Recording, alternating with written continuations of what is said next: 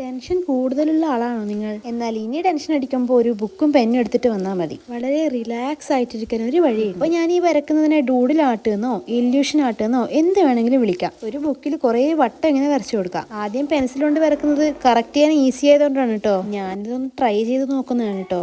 എങ്ങനെ ഉണ്ടാവും അറിയില്ല. സക്സസ് ആയാൽ നമുക്ക് ഇനിയും ചെയ്യാം. ടെൻഷൻ വരുമ്പോൾ ഇതുപോലെ എന്തെങ്കിലും വരച്ചാൽ പിന്നെ ഇത് കംപ്ലീറ്റ് ചെയ്യുന്നവരെ ആ ടെൻഷൻ എന്താണെന്ന് നമ്മൾ മറന്നു പോകും. അല്ലെങ്കിലും ഡൂഡിൽ ആർട്ട് ചെയ്യാൻ ആർക്കാ ഇഷ്ടമല്ലാത്തത്? പണ്ട് സ്കൂളിൽ പഠിക്കുമ്പോൾ നമ്മുടെയൊക്കെ ബുക്കിന്റെ ബാക്ക് സൈഡിൽ കുത്തിക്കുറിച്ച് വരച്ചിടുന്നില്ലേ?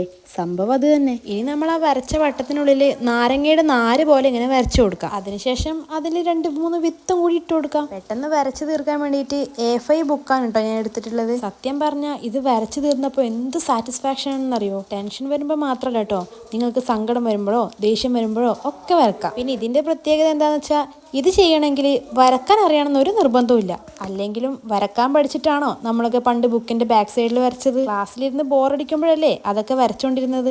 പറഞ്ഞ് സംഭവം ഇവിടെ റെഡി ആയിട്ടുണ്ട് കേട്ടോ. I M so satisfied. Tension തീർക്കുന്നത് മാത്രമല്ല, കാണാനും നല്ല രസമുണ്ട്. ചെറിയ രീതിക്ക് 3D എഫക്റ്റ് ഒക്കെ വരുത്താൻ ഞാൻ നോക്കിയിട്ടുണ്ട്. ഇത് കണ്ടിട്ട് നിങ്ങൾക്ക് എന്ത് തോന്നുന്നു എന്ന് കമന്റ് ചെയ്യണേ. ഇഷ്ടപ്പെട്ട ചാനൽ സബ്സ്ക്രൈബ് ചെയ്യാൻ മറക്കില്ലല്ലോ.